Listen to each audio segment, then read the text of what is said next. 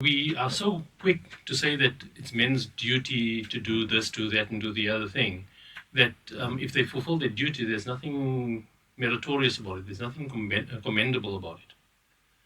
So I say, okay, well, let's assume that to be true. Let's assume you're just doing what you're supposed to do in the first place, because this is a common theme in our community, right?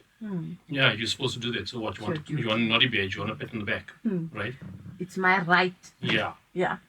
But what does it take for someone to fulfill their duty? Because the only time we notice the human is when we got a gripe about them when they're not fulfilling their duty. And then we forget all of the sacrifice and all of the effort they put in to fulfill the duty in the first place. So this individualistic nonsense that we've got going, where everyone is hyper-individualistic about everything, about me first, this me first mentality, it's completely destroyed social bonds and social fabric. And now we're experiencing the reality of the consequence of that destruction. And now we're complaining because we're trying to reshape gender norms according to New Age thinking and modern psychology. And what does modern psychology say about the role of men? You know, to be honest, I actually don't care. And the reason I don't care, I'm really not doing myself any favors today. The reason I don't care what modern psychology says about it is because modern psychology is modern. It doesn't factor in the eons of lived experience. It doesn't factor in cultural norms and the benefits that those cultural norms have actually resulted in, that's gotten us to this point where we have so much of agency and so much of arrogance that we're ready to say that everyone that came before us didn't know as much as we do. Yeah.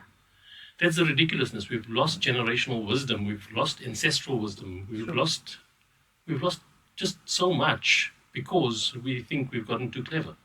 The thing is, modern psychology is influencing our current generations, and therefore increasing that loss. And for that, we're going to pay a price. We're paying the price, and I'll tell you who, in this case, I would like to blame for that.